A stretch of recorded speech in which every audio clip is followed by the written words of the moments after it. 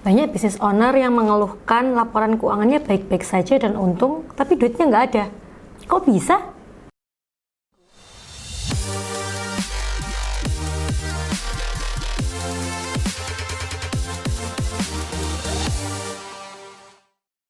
Hai Sobat Consulting, kembali lagi dengan saya Tiwi. Di video kali ini kita akan membahas tentang laporan keuangan yang mungkin baik-baik aja dan untung, tapi ternyata uangnya nggak ada. Sebelum kita mulai ke videonya, jangan lupa untuk like dan subscribe channel ini karena kami dengan rutin akan memberikan video-video terbaru untuk kalian semua. Laporan keuangannya baik-baik saja, untung, tapi uangnya kemana ya? Kok saya ngerasa nggak pegang uang?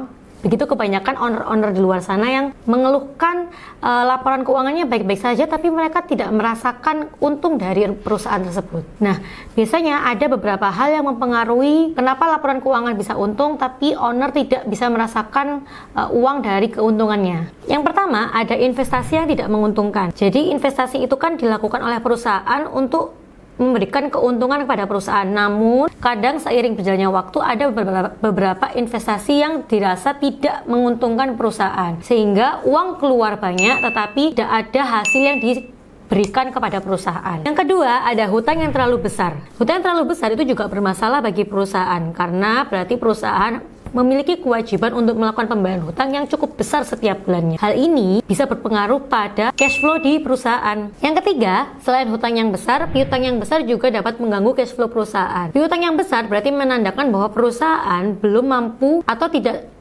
melakukan penagihan secara baik, sehingga membuat cash flow perusahaan ini menjadi buruk. Yang keempat, ini berhubungan dengan investasi yang salah, hutang yang besar, piutang yang besar, sehingga menyebabkan arus kasnya tidak lancar. Nah, arus kas tidak lancar ini akan mengganggu sistem operasional perusahaan. Jadi, uang tunai yang dimiliki perusahaan itu tidak terlalu banyak atau mungkin bahkan bisa minus. Jadi, selama ini biaya operasionalnya didapat dari mana? Kalau misalkan uang kasnya minus, ternyata ada suntikan dana dari direksi yang mungkin itu menjadi kebiasaan terus-menerus di perusahaan. Nah, kalau terjadi seperti itu, apa sih yang harus kita lakukan? Yang pertama, kita harus melakukan analisa laporan keuangan. Analisa laporan keuangan ini untuk menunjukkan apakah perusahaan kita ini baik-baik saja.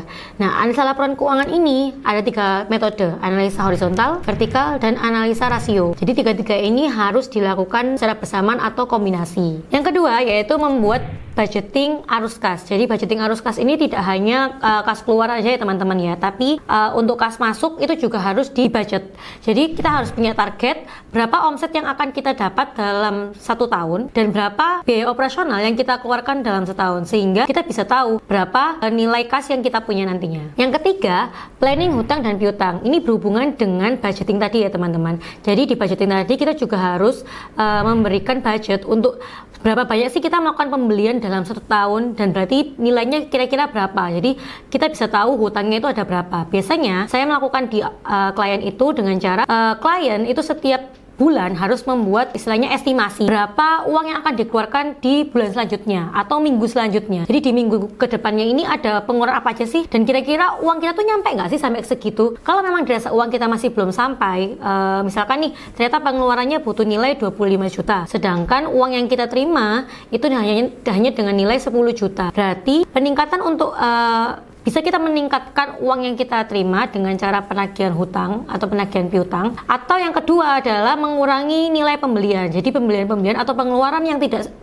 terlalu penting, tidak terlalu urgent itu bisa dihilangkan. Nah, itu tadi pembahasan terkait permasalahan laporan keuangan. Semoga video ini bermanfaat untuk kalian semua. Sampai jumpa di video selanjutnya. Dadah!